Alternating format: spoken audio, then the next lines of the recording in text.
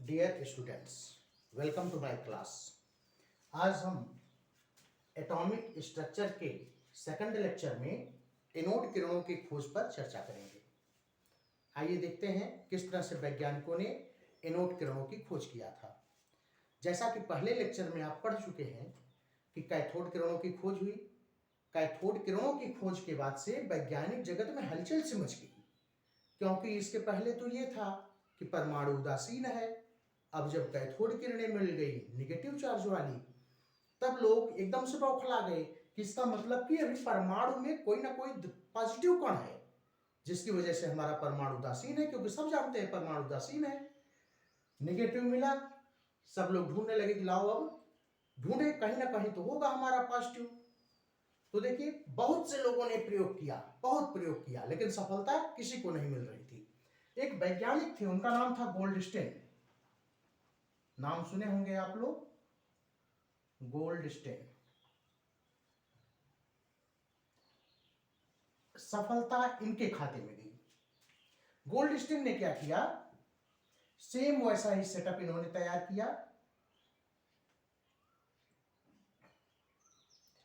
कांच का बंद ट्यूब लिया, यहां पर निर्वात पंप लगाया, जिससे कि इसके अंदर की वायु को बाहर निकाल सकें। निर्वात पंप, सेम दोनों साइड, एक साइड कैथोड और एक साइड एनोड। जैसा कि हम बताए हैं कि आप किसी भी साइड कैथोड और एनोड ले सकते हैं। मान लीजिए यहां पे इस बार हमने कैथोड ले लिया, यहां पे एनोड ले लिया। कैथोड आपका सदैव निगेटिव चार्ज होगा, एनोड आपका सदैव पॉजिटिव चार्ज होगा। उन्होंने क्या, और इस पूरे सेटअप को उच्च विभव वाले बैटरी से जोड़ दिया। उच्च विभव बैटरी, सब ऐसे ही प्रयोग कर रहे थे।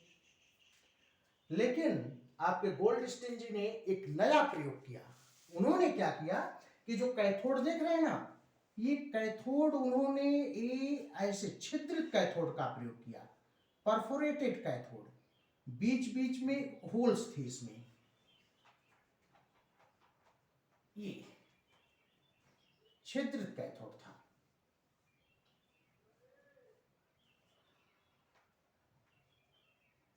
ये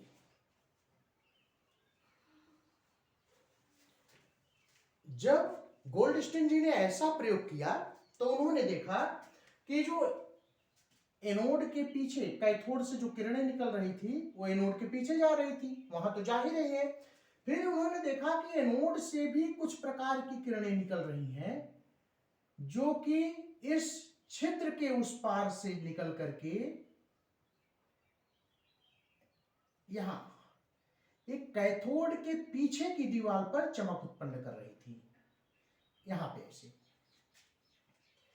यहां वाली किरणें तो यहां जा ही रही थी ऐसे, ये निगेटिव वाली किरणें थी, ये पॉजिटिव किरणें हैं।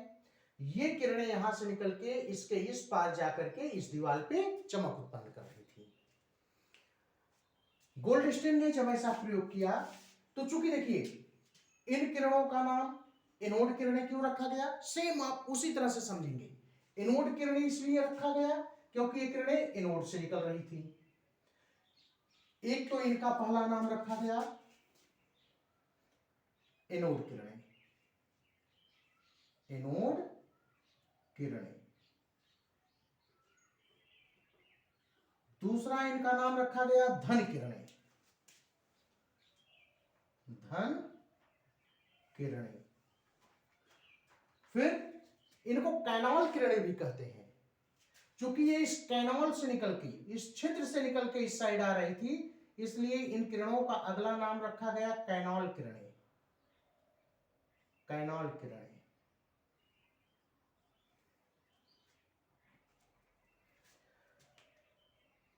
जैसा कि आप जानते हैं, जिस तरह से कैथोड किरणों के गुणों की खोज हुई, उसी तरह से एनोड किरणों के भी गुणों की खोज की गई। एनोड किरणों के गुण, एनोड किरणों के गुण, और मैक्सिमम जो गुणों की खोज हुई वो गुणों की खोज किया था थॉमसन ने ही, थॉमसन ने। और रदरफोर्ड ने।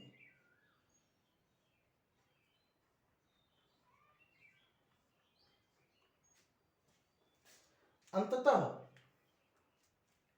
रदरफोर्ड ने इन किरणों का नाम रख दिया प्रोटॉन। रदरफोर्ड ने कहा कि ये जो धन किरणें यहां से निकल रही हैं, इन किरणों का नाम प्रोटॉन है।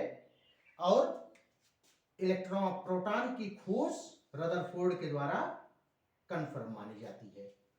जिस तरह से आपने देखा था कि विद्युत और चुंबकीय क्षेत्र में आपकी जो कैथोड किरणें थीं, वो यदि आप इसको प्लस पोर्शन मान रहे हैं, प्लस ध्रुव, इसको माइनस ध्रुव मान रहे हैं, तो ये जो आपकी एनोड किरणें हैं ये माइनस की तरफ विक्षेपित हो रही थी,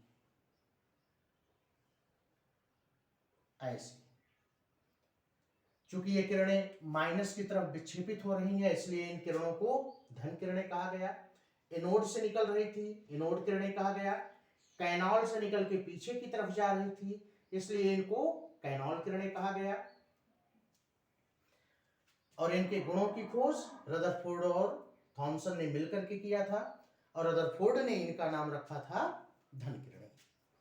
इस तरह से आपके ये धन किरणों की खोज या एनोड किरणों की खोज, ये टॉपिक भी आज समाप्त होता है। इसके बाद हम नेक्स्ट टॉपिक में आएंगे, जिसमें आपको इलेक्ट्रॉन, प्रोटॉन दो हो गया, अब हम न्यूट्रॉन की खोज पर चर्चा करेंगे। थैंक्स।